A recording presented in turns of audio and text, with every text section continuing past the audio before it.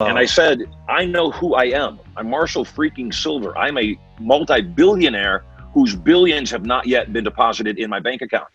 How do you build a network, run a profitable business, and make an impact? Oh, and have a personal life at the same time? That's the question, and this podcast is the answer. I'm your host, Chaz Wilson, husband, father of five, author of the book 5+1, president and co-founder of Master Networks, Inc., a national networking organization. Look, each week I bring you successful entrepreneurs who will share success strategies of how to effectively build a network, add valuable wisdom to your journey, and help you succeed.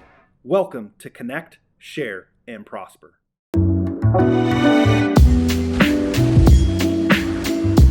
Hey everybody, welcome to another episode of Connect, Share, and Prosper. I am so excited today to share our guest, Marshall Sylver, with me today on the podcast.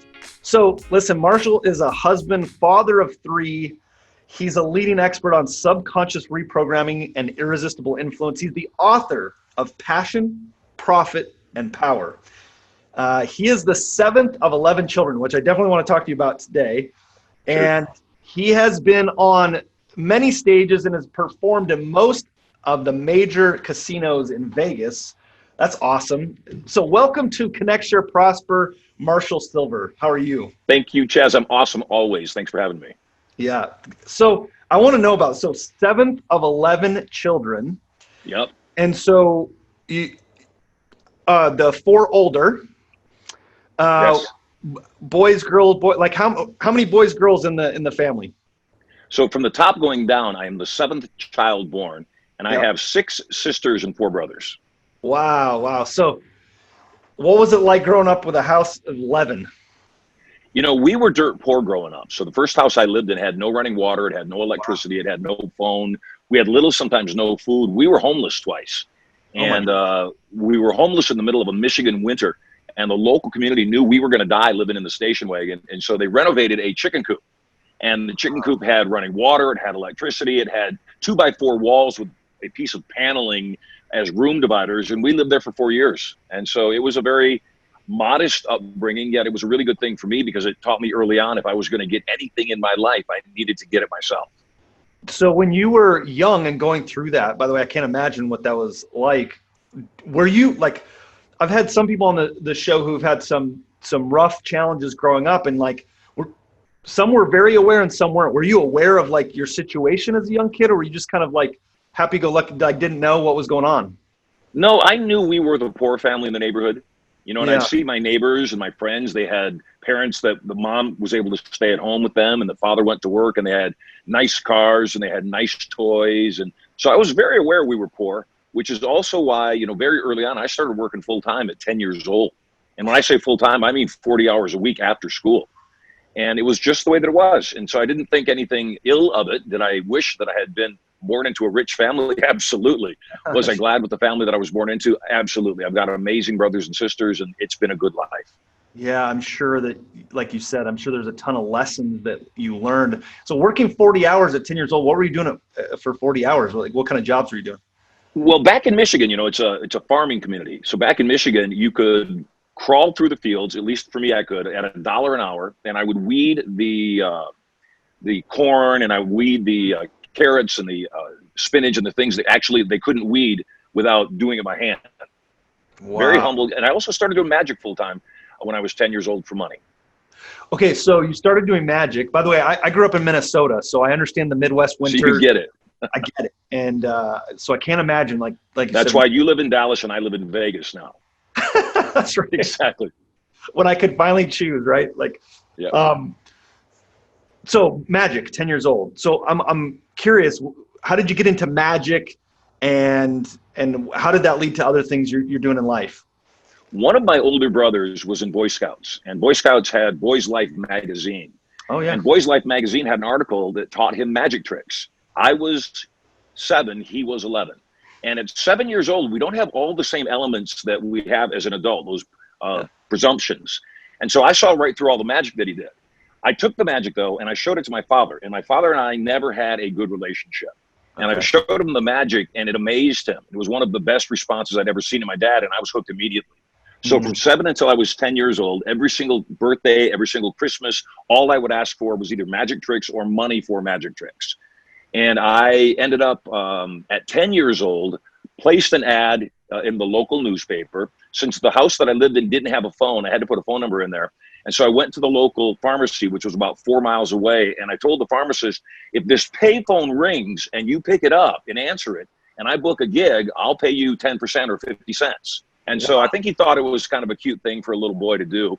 And I would check in with him every couple of days. And sure enough, one day I checked in and somebody had called in to book me for a show. So I called back to book the show. And the person that was wanting to book me said, we know you charge $5 for a 30-minute show. What would you charge for a 45-minute show? I said, oh, that'll be $7.50. So I booked my very first professional gig at 10 years old, made $7.50 for the 45-minute show. The show was at a local camp for mentally handicapped kids. And it was, again, as they say, the rest is history. I was completely hooked. Now, not only could I do something that I really loved, which we all should figure out, I also got paid for it. So not stopping. So it started, what I heard you say was it started because of this tremendous, first of all, you could see through the magic. You could see how it works. It clicked probably really fast for you. And then you got this reaction out of your dad. Yep. And so that I'm sure something there stuck and you're like, okay, I get this reaction out of him. I wonder what it will do with others and so forth, right? Very much, and it wasn't just that. Because we were so poor, I would often have to wear my sister's clothes to school. And this song is killing me right now, by the way. Just joking. And the challenge with that is that, I didn't have a whole lot of self-esteem. I knew we were poor. Everybody else knew that we were poor. Yeah. And when I would get on stage, though, I would crush it. And I would be in my element, and I'd get admiration, and I'd get respect, and I'd get, people paying attention to me. So it was something that all my years of my youth, I've loved being on stage. My 3 babies were all born at home in the Vegas house, in the bathtub, via hypnosis, no drugs, no doctors, no pain. A lot of people would say they were conceived via hypnosis too, and I won't argue with that. And the thing about it is that from the time that I could hold them in my arms, they've been on stage. So they believe being on a platform, being on a stage is a natural place to be. In fact, the biggest challenge is getting them off stage once they've stepped on because they love it so much. Yeah, following your footsteps. Okay, I want to ask you about hypnosis just for a second. But before I do, I want to ask you, because I love this, what's the graffiti behind you? I'm here we live in Las Vegas full time. I have a second home, vacation home in Southern California. I'm actually in the theater of the beach house, and it's just done in very Moroccan chic. Okay. So the original person that put together the theater, they did graffiti on the back wall. So while it's graffiti, it's extremely expensive graffiti. Yeah, it's cool. It's cool. It's a cool background. It's fun. Okay, so let's talk about hypnosis. And I don't really know much about it. So and I don't know if many of my listeners do. So I'm going to come at this completely. And even if I do, I'm going to make no assumptions. So by the way, is that what you did on stage in Vegas? Yeah, I've been on the main stage, as you mentioned, of most major showrooms in Las Vegas. The last showroom that I was on the main stage was Planet Hollywood. And I've been in Vegas since 1994. I did an infomercial in 1994 called Passion, Profit, and Power. I produced it for $10,000 budget. We did $120 million in sales the first year. Wow. And the whole idea behind it is kind of like what you're asking me about. Hypnosis is the non-critical acceptance of ideas or concepts on a subconscious level. I say you do, no question. Most people don't realize that they walk around in a state of trance all the time. It's all those things they hold to be true. And sometimes people hold to be true that they are a millionaire, even if the money has not yet been deposited in their bank account. Some people hold the belief that it'd be hard to become a millionaire and be successful and get everything that they want. And the fact is, whatever you believe to be true is true for you. So as a stage hypnotist, as an entertainer, I'd get on stage and entertain people and show them, how people could be reprogrammed to think they were Elvis Presley or walk on broken glass. Or one of the things that I do in the show is I'll take 3 petite women, hypnotize them, place them on supports for their necks and their ankles, and then walk up their bodies like a human staircase. And then at the end of the show, I say, hey, if you love what you saw, and I know that you did, and you'd like to learn how to use this in your life for better relationships, more money, emotional, mental, physical, and even spiritual well-being, why don't you come back tomorrow? And I'll teach you how I did everything that I did, and then how to apply it in your life. Wow. My mind's racing, like all the different things. So you did that on stage, and how did that translate? Like, I know you're doing a ton of things with helping business owners and consulting, and that. Where did that go? And how did you get from being on stage hypnosis to that? That's curious to me. Well, I was doing my first corporate gig as a hypnotist was for Kentucky Fried Chicken. And it was a bunch of the franchisees, and they just wanted me to do an entertainment show. And I got up, did the entertainment show. And when I got done, one of the franchisees jokingly walked over to me and said, "Hey, can you hypnotize my employees to get to work on time?" I said, "No, but I can hypnotize you to communicate better so they will." Oh. And he kind of sat back and looked at me oddly. He said, "How much would you charge me for that?" Well, I'd never done a seminar. I said, "I'd charge you $25,000 for the day." And he said, "Well, can we bring 10 franchisees together? We each pay $2,500. I said, "Absolutely." And I realized in that moment that while I loved entertaining, and I still love entertaining, in fact, I acquired a theater right here in Carlsbad in San Diego County that we're going to put a permanent show into. While I love entertaining, I also realized what I love more is changing people's lives. And because it's a business, I certainly can charge more to change people's lives than to amuse them for an evening. So walk me through just a high level. So you get with a group like this, the 10, and what do people hire you to do? Like work through making more money, improving the relationships, or do you do all of that? Yeah, all of the above.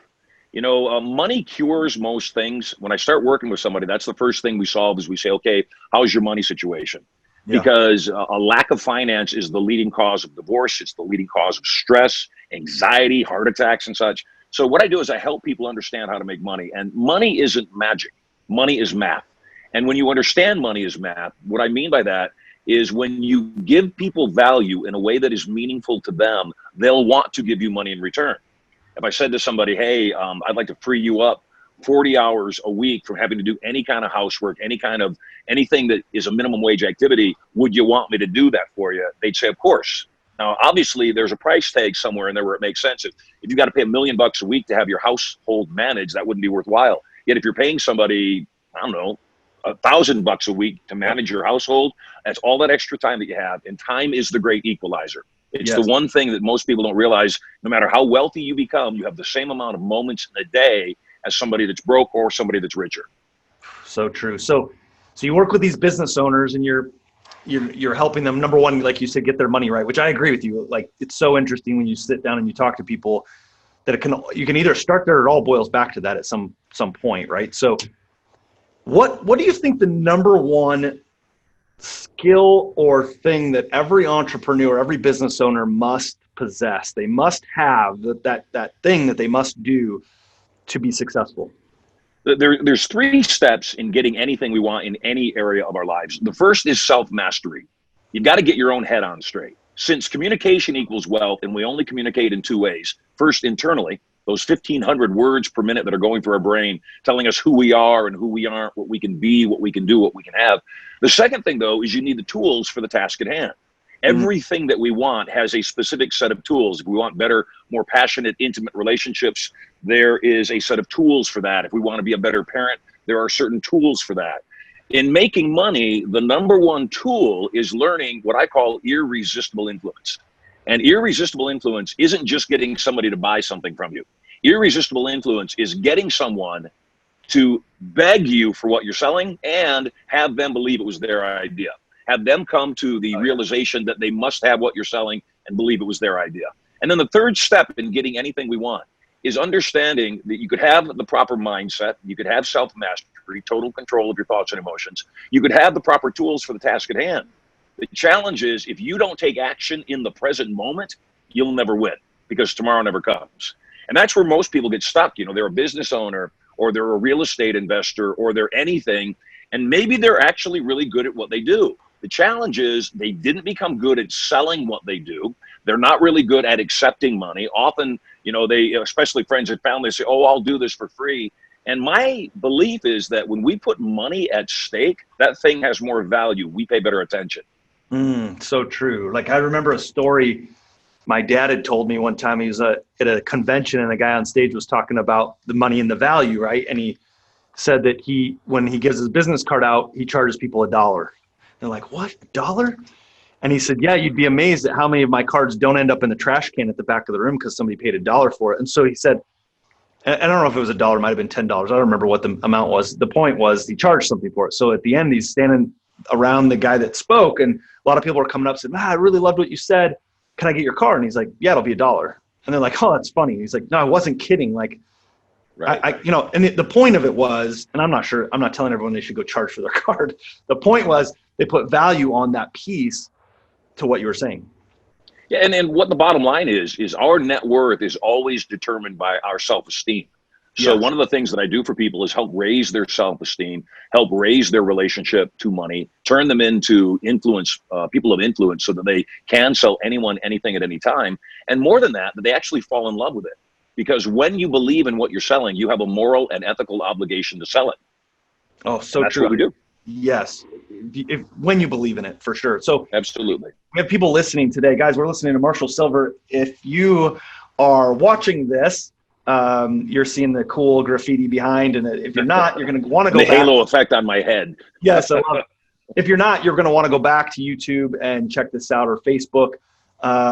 Before I go too far, and I'm going to ask you another follow-up question to that, but how can people connect with you? Social media, whatever. How can they find you? They can find me on Instagram at Marshall Sylver. That's 2 L's in Marshall and Sylver spelled Sylver. They can also go directly to my main website, which is sylver.com. My last name, Sylver.com. And in fact, we've got some goodies for at least a couple people that get over to Sylver.com as quickly as possible after this broadcast and claim a very special surprise for me. Oh, that's awesome. Thanks for doing that for our people. You're very welcome.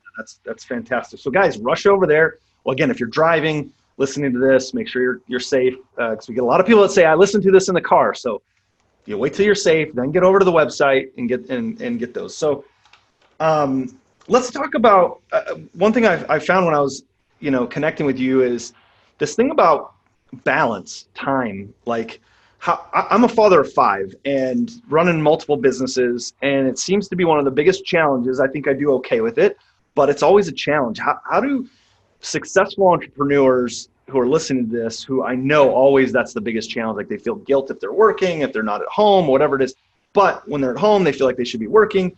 How does one balance that? There's a couple things that worked for me. It used to be that when my 3 babies, and then I've got a son that's 8, a son that's 6, and a daughter that's 4. And my wife is one of the most grateful human beings ever. And I've always said she's the best decision I ever made in my whole life.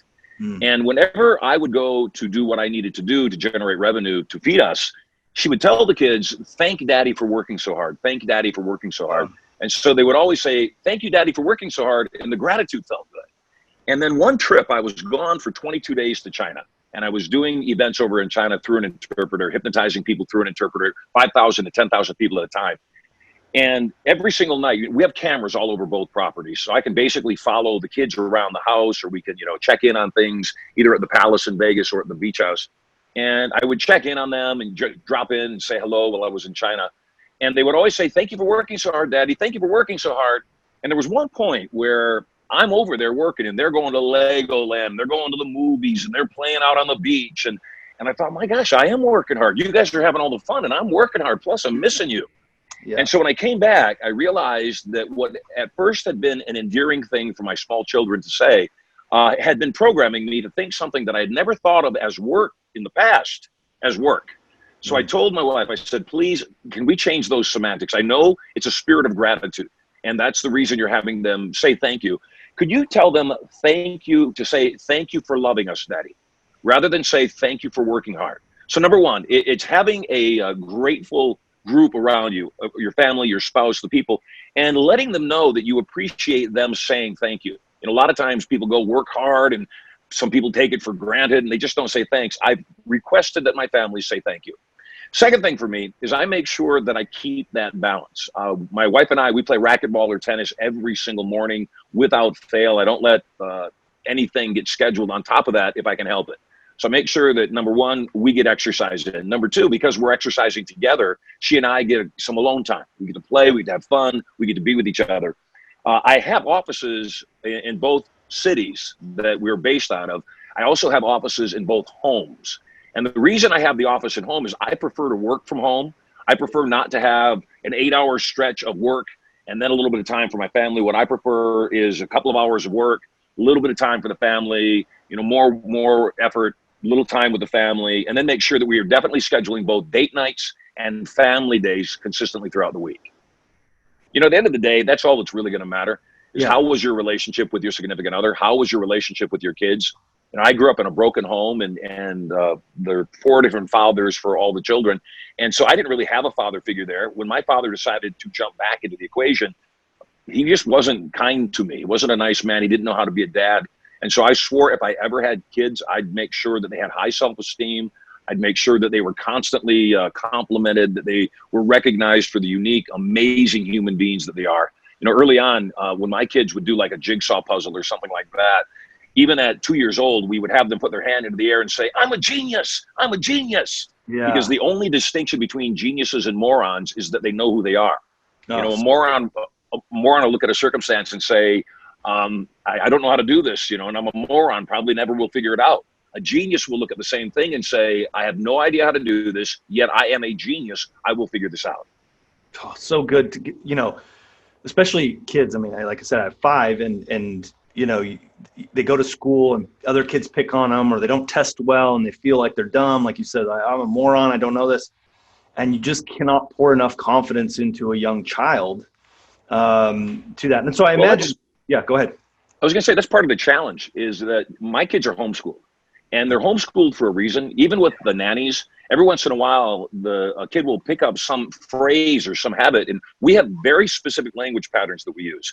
We don't use the word try. We don't use the word can't. We don't use the word but. We don't use the word if. And because we changed all the semantics, if they start speaking in such a way that is not what we want them to do, I immediately ask my wife, where did they get that? Was it their karate instructor? Was it the nanny? Where was that? Then sit them down and say, here's the reason we don't use those words in these circumstances. Mm-hmm. And then it's helping them understand that words matter. Yep. Helps them understand their own, like you said, their conversation internally, which is what you're talking about, one of those tools and so forth, the self-mastery, right? If you can master the conversation internally, that comes out externally, the way your actions go up, right? Yep. There's so much I feel like I want to dig into. So because of honoring both of our time, I want to hit a highlight here. So I want you to just envision for a second the person listening to this podcast is a mom, a dad, maybe a single mother, single father, but they're probably a solopreneur. Maybe they're hiring their first employee. Maybe they have a couple of employees at best. We don't have a lot of big businesses that are part of our membership and part of our organization. They're the backbone of a local economy, right? So hopefully I'm painting a picture. They're up against a lot, right? They got a lot of pressure and a lot of things. If you had an hour with them, right? And I know we don't have an hour, but like, what would be something you would leave with them that you'd want them to walk away with each day? Because just like the kids are getting beat up, if you will, man, a lot of these entrepreneurs are getting beat up every day. Yep. What would be something you would share with them to say, what would it be? One fire at a time. Just put out one fire at a time. Even when you start to feel overwhelmed and it feels like everything's going wrong, maybe the business is struggling, maybe your kid's having a tough time, and the trash needs to be taken out and all these things need to get done, is just focus on one fire at a time. Take care of one thing, then take care of one more thing, then take care of one other thing. And to also recognize that ultimately this too shall pass, that everything is temporary. I was born extremely poor. I became extremely rich, wasn't really smart, became poor, fairly poor again, became rich again, married the wrong person, became poor again, brought my fortune back, leveraged heavily in real estate, and then found myself not quite as rich again.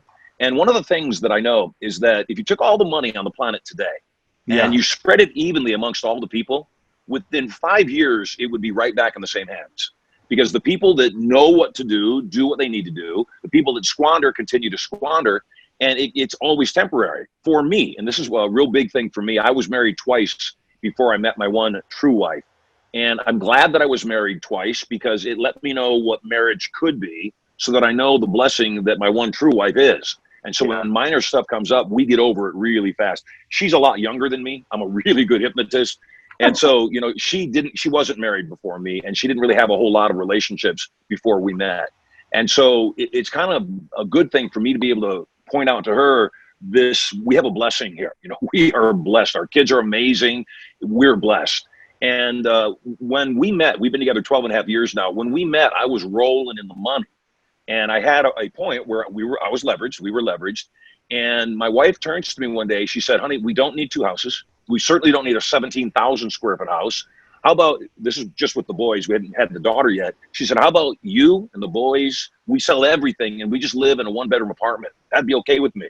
And I looked at my wife and I realized there would never be a question in my mind whether she was with me for money or whether she definitely loved me. And it's recognizing that everything happens for a reason and it serves us. So when you're feeling overwhelmed, maybe you were going to the airport to leave on a flight and your flight's delayed 2 hours, finding your life less than perfect is a waste of your time. It is what it is. And I know that's very Zen, like the wall here, yet it is what it is. And coming from a place of viewing your life as it's unfolding perfectly and asking yourself, okay, the flight's delayed 2 hours. Who here was I supposed to meet? Or the flight's delayed 2 hours. Thank you, God, for steering me clear of that flock of seagulls that would have flown into the engine and crashed the plane. Right. Again, it's coming back to being married twice before I met my one true wife. I had to go through those things to get to the level of appreciation where I am now. I had to have fortunes and not have fortunes and have fortunes and not have fortunes to recognize that everything is temporary. So I'm not attached to being wealthy. I'm not attached to being broke. I'm just very grateful that I ate today, that I am protected, and that my family loves me. Thank you for sharing that. So by the way, for those that are listening who maybe are on the upside right now and who are experiencing wealth, what would your advice be to them that might save them through a downswing that maybe you experienced? Was there any was there a big mistake you made there or what happened and that you would give advice to somebody who's in that spot right now? I fly privately. I fly charters exclusively. I don't really like to fly commercial. If it's a long haul, if I'm going to China, I might fly commercially, yet I like flying privately, especially with the kids, but on a day-to-day basis. And one of my pilots that I use on a regular basis that's based out of Carlsbad, on one of the trips, I'm flying back to Vegas and I'm by myself. I'm the only one on the jet. And so I went up to the cockpit and I sat beside him. And he says, Marshall, I've known you for a while and I've seen you have some ups and some downs. He said, you're a lot like another guy that I know. He's extremely wealthy and then he's not wealthy. Then he's really even more wealthy and then he's not wealthy. What goes through your heads when you've lost your money? And I said, I've never lost my money. I've been between fortunes. And I said, I know who I am. I'm Marshall freaking Sylver. I'm a multi-billionaire whose billions have not yet been deposited in my bank account. And every one of us, we are one idea away from $1 billion. And when you keep coming back to that certainty, when you keep coming back to that enjoyment and savor the wanting as much as the having, I would say to anybody that's got fortunes and they want to protect them, number one, diversify. Part of my thing was before I started having kids, it was just me. And because it was just me, I say no risk, no goodies. I'm always going to be one to risk. And even my own children, I want them to understand that while we have wealth now, anything can happen to any one of us in any given moment. And we need to acknowledge that and not become attached to stuff, not become attached to, all the trappings and the fine cars. If we've got them, awesome. If we don't have them, I traded in my Mercedes convertible for a swagger wagon. You'd call it a minivan. I call it a swagger wagon. I got it, yeah. And in the moment I started driving around in the minivan and the value of what was inside it was so much more valuable to me than what was around me. I lost all connection. I still have nice cars. I drive a Rolls-Royce Phantom in Vegas. I drive a Maybach Mercedes here in San Diego. Yet I have zero embarrassment driving around in the town and country with my kids in tow. It just doesn't mean anything anymore. Yeah, it's good. So what I'm hearing you say is you've got to, while you're still looking for how you can grow and make more and all that, you still have a great sense of gratitude for what you have, especially probably because of the background as well that you came from, right? I mean, you understand, you've been in both places many times. And so you understand that piece of it. Marshall, the biggest piece of advice I would say to anybody, if they want to maintain their wealth, make sure you understand this concept that while the faucet can be turned off at any time, you need to be sure that there's a plug in the stopper. You need to be sure that you're accumulating something. And it's not living beneath your means, it's living at your means, just making sure that you have one called savings, an account called investing, that you are growing, that you're eating chickens while you're hunting for elephants. Oh, it's so good. I think that's probably the piece I couldn't agree more. I look at a time early on, in my early 20s, made a lot of money. I was really good in the real estate game that I was in. Then a 2007-8 hit, and overnight, right? Like a lot of people. Yep. But what I wasn't doing is I always thought it was always going to be that good. I mean, I don't know why I didn't learn from anyone else, right? That lesson. But now as things get better and better, I'm putting that aside and I'm investing in all that stuff, to your point. So I love the great advice. I was watching Shark Tank, and there was an entrepreneur that was attempting to get money from the sharks. And Cuban asked him, he said, have you ever had a successful business? And he said, I had a really successful business. I was making millions of dollars a year. And then 2010, 2011, 2012, 2013 came along. He said, I lost everything. And Cuban said it. This is a multi-billionaire. Cuban said it. He said, most people lost a lot. So don't feel bad that you lost during that period. And it's just, again, it's not being attached to either side. You know, I live in Vegas, and they say don't chase money. Don't let frightened money go after good money. There's a time if somebody is sitting down at a blackjack table and they're losing, they need to stand up and walk away. There's a time in businesses that, sometimes you have a business that flourishes for years, yet the economy changes, technology changes, desires change. You've got to be willing to let go of your ego and say, you know what? Enough's enough. I'm walking away. We're going to change gears right now. Yeah. So good. Guys, we've been blessed today. Marshall, thank you so much. Like, I wish we had all day, but there's so many things. Again, let me recap, guys. There's so much good stuff here about, I love getting into self-mastery, something we talk about all the time. Guys, focus on self-mastery, the communication, the tools that you need to do that. At some point, we'll come back for a follow-up episode. I'd love to talk about irresistible influence in great depth and get our audience exposed to that. And again, I'm sure we can learn more going to your website to learn more about that. And then take action. Like, take action. Do it now. Do something. Yeah. You've been blessed today. Go find Marshall. It was sylver.com is his website. Yeah, Sylver. And we'll put that in the show notes. Make sure you guys can get links to that. Go get the goodies that he talked about. You'll get offered at his website, and connect with him on social media, on Instagram. Marshall, again, thank you so much for being on Connect, Share, Prosper. Awesome, Chaz. Thanks for having me.